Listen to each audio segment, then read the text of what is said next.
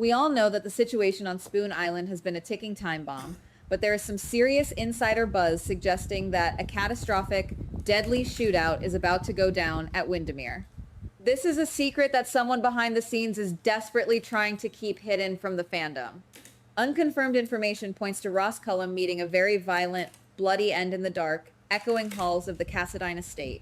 But it is not just about a dirty WSB director finally biting the dust. It is about the intricate, terrifying trap that brings all of our favorite characters crashing together in the middle of the night, and the devastating lengths someone will go to in order to protect their family. If you ask me, this feels like the explosive climax of a storyline we have been tracking for months, but the way it actually unfolds is completely off the rails and nothing like what we originally predicted. Everyone assumes that this is going to be a straightforward, heroic rescue mission.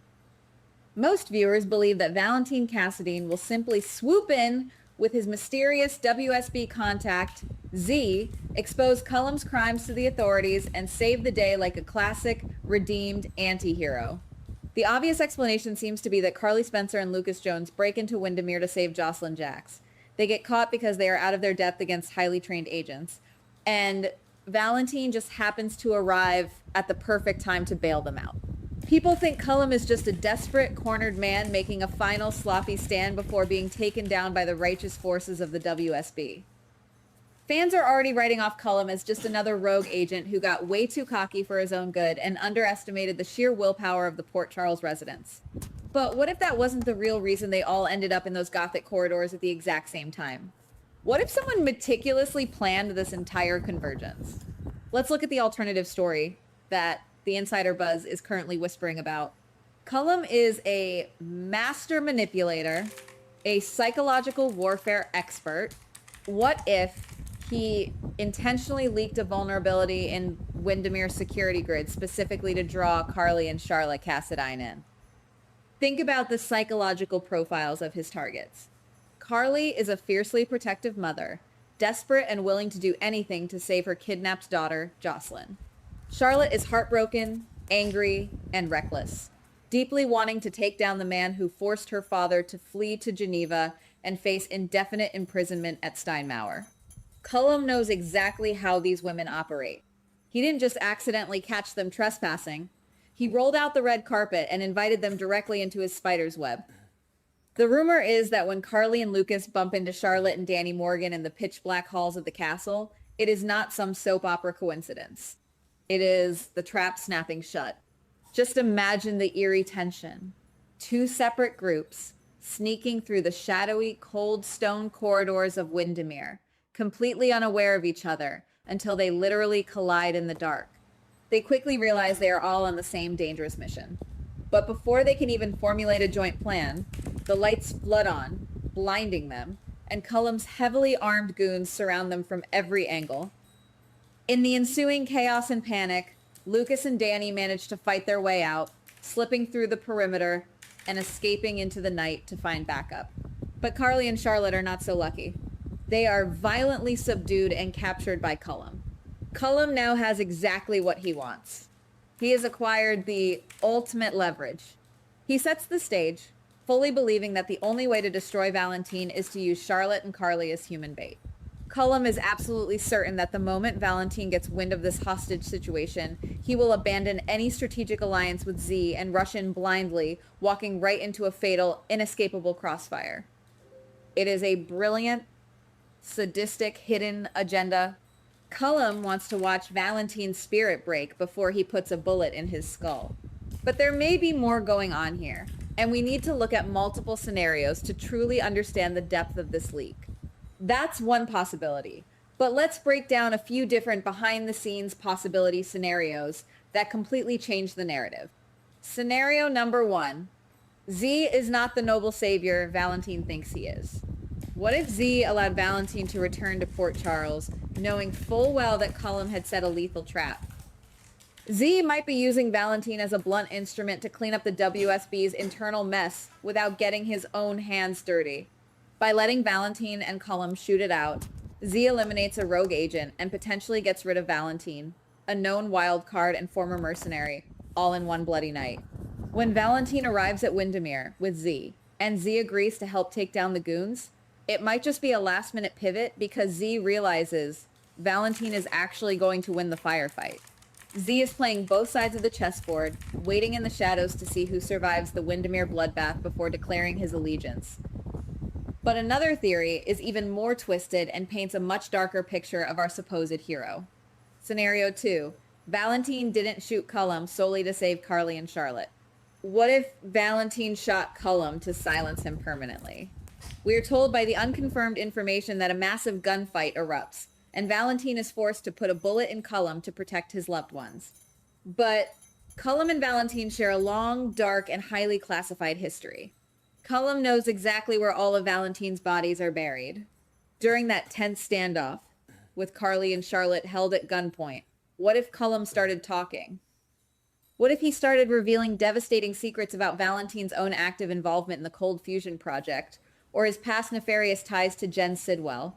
Valentine might have pulled the trigger not just as a desperate rescue maneuver, but as a cold, calculated execution to ensure Cullum never spoke another word to Z or to Carly. This changes the entire perspective on Valentine's heroism. The bullet that ends Cullum's life might be the ultimate act of a Cassadine covering his tracks, leaving Carly and Charlotte completely unaware that their savior is just as ruthless and deceptive as their captor. And then there is scenario 3, which flips the script entirely on the younger generation. We know Danny and Lucas escaped the initial ambush, but what if they didn't just run away to call the PCPD? What if Danny and Lucas are the ones who actually tipped the scales in this deadly confrontation? The rumor mill suggests that while Valentine and Z are breaching the front doors of Windermere, Lucas and Danny sabotage the estate's power grid or security systems from the outside, creating the exact moment of chaotic distraction Valentine needs to get the upper hand against Cullum's men. If you ask me, this gives the younger characters a massive proactive role in the takedown. It means Valentine didn't accomplish this impossible rescue alone, and it ties Lucas and Danny deeply into the violent world of the WSB, perhaps setting them up for a much darker, action-oriented storyline moving forward as they realize what they are truly capable of in life or death situations. I keep wondering whether we are looking at this the wrong way, because there is an even darker layer to this rumor. Here is the most dangerous possibility. This is the boldest, most haunting theory that is currently floating around the deepest spoiler circles, and it is the one that will keep you awake at night. What if Valentine wasn't the one who actually killed Ross Cullum? I know, the leak explicitly states that Valentine pulled the trigger to end the threat. But what if the shootout inside Windermere was so incredibly chaotic, so shrouded in darkness, smoke, and sheer panic that someone else took the fatal shot and Valentine is simply claiming responsibility to protect their soul? Think about Charlotte Cassadine for a second. She has been pushed to the absolute psychological edge over the last few months. She has been angry, heartbroken, and deeply traumatized by the events surrounding her family. What if, in a moment of sheer, unadulterated desperation, Charlotte managed to get her hands on a dropped weapon during the firefight and shot Cullum herself to save her father and Carly from being executed? Imagine the crushing psychological weight of that moment. Charlotte, a young girl who has already been through so much, pulling the trigger to end a high-ranking WSB director's life. Valentine, seeing what his precious daughter has just done, immediately rushes over, takes the smoking gun from her trembling hands, wipes her fingerprints clean, and steps forward as Z and the authorities finally secure the blood-soaked room. He claims the kill without hesitation. He takes the heavy burden of the murder onto his own shoulders to ensure Charlotte's innocence remains somewhat intact, or at the very least, to keep her out of a terrifying WSB black site interrogation room. This would perfectly parallel Rocco Falconeri shooting Cullum on the pier earlier, creating a chilling, tragic symmetry where the children of Port Charles are repeatedly forced to commit extreme acts of violence to protect the adults in their lives. It is a massive, soul-crushing secret that would bind Valentine, Carly, and Charlotte together forever, a dark, unbreakable pact forged in the blood-soaked halls of Windermere. Something about this feels hidden, like the writers are meticulously setting up a massive psychological fallout for Charlotte that will define her character for years to come. The leak explicitly mentions that after Cullum's death, Carly and Charlotte are rescued safely, and Valentine seemingly eliminates the biggest, most immediate threat to his family's survival. The nightmare of the hostage situation is over. But the unconfirmed information also leaves us with a massive cliffhanger. It teases that the secrets discovered at Windermere during that chaotic, violent night will open a completely new, dramatic chapter for Port Charles. What exactly are those secrets? Did they find highly classified WSB files hidden in Cullum's makeshift office? Did they uncover hard evidence that Jack Brennan was actually pulling Cullum's strings all along from his hospital bed at Turning Woods? Did they find proof regarding Jason Morgan's true, undisclosed location? Or did they find something even more sinister and ancient, hidden deep within the legendary Cassadine vaults? We don't have all the answers yet, and that is the beauty of this leak. The dust is still settling on Spoon Island.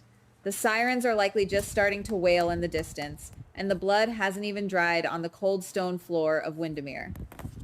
Valentine might have won this brutal, desperate battle, but if Z discovers the full truth of what happened in that room, or if the newly uncovered secrets in Windermere fall into the wrong hands, the real war is just beginning.